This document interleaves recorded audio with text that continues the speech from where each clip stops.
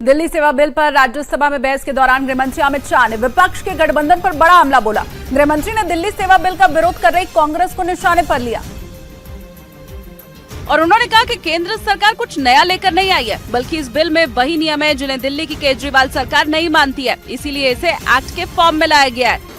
हम कुछ नया नहीं लाए, मगर वो रूल्स को मानते नहीं थे, इसलिए रूल्स को एक्ट का हिस्सा बनाया गया। गृहमंत्री अमित शाह ने कहा कि अगर कांग्रेस पार्टी में अंतरात्मा है तो उन्हें इस बिल का विरोध करने की जगह समर्थन करना चाहिए। अगर कांग्रेस पार्टी में अंतरात्मा है तो इस बिल का समर्थन करना चाहिए। मैं तो आपकी चीज को लेकर खड़ा हूँ। गृहमंत्री ने कहा कि कांग्रेस फिर भी ऐसा नहीं करेगी क्योंकि उसे गठबंधन बचाना है।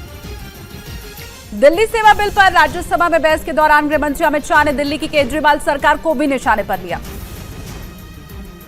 गृह मंत्री ने कहा, दिल्ली सेवा बिल का मकसद केंद्र की शक्तियों को बढ़ाना नहीं, बल्कि केंद्र को जो शक्तियां मिली हैं, उन पर दिल्ली सरकार के अतिक्रमण को वैधानिक रूप से रोकना है। एक बिल हम लाए हैं पावर केंद्र में लाने के लिए नहीं, केंद्र ने दिए हुए पावर पर दिल्ली यूटी की सरकार अतिक्रमण करती है, इसको वैधानिक रूप से रोकने के लिए ये बिल लेकर। गृह मंत्री अमित शाह ने दावा किया कि दिल्ली सेवा बिल में कुछ भी नया नहीं जोड़ा गया, बल्कि पुराने नियमों को ही एक्ट का रूप दिया गया, जिसका उद्देश्य दिल्ली में सुचारू रूप से भ्रष्टाचार मुक्त शासन है। और राज्यसभा में बहस के दौरान गृहमंत्री अमित शाह ने मणिपुर के मुद्दे पर चर्चा के लिए विपक्ष को खुली चुनौती दी।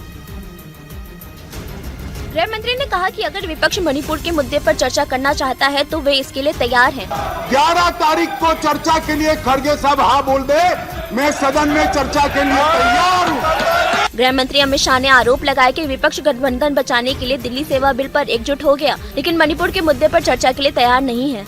मैंने सदन के पहले दिन से आपको पत्र लिखा है मान्यवर कि सदन में जितनी भी लंबी चर्चा के लिए मैं तैयार हूँ। मैं हर बात का जवाब दूंगा और ये मेरा संवैधानिक दायित्व। गृह मंत्री ने आरोप लगाया, मणिपुर के मुद्दे पर विपक्ष चर्चा से भाग रहा है, सरकार हर सवाल का जवाब देने के लिए तैयार है। दिल्ली सेवा बिल पर राज्यसभा में बहस के दौरान गृहमंत्री अमित शाह ने विपक्ष के गठबंधन पर बड़ा हमला बोला, जिस पर कांग्रेस के अध्यक्ष मल्लिकार्जुन खड़गे ने आपत्ति जाहिर की।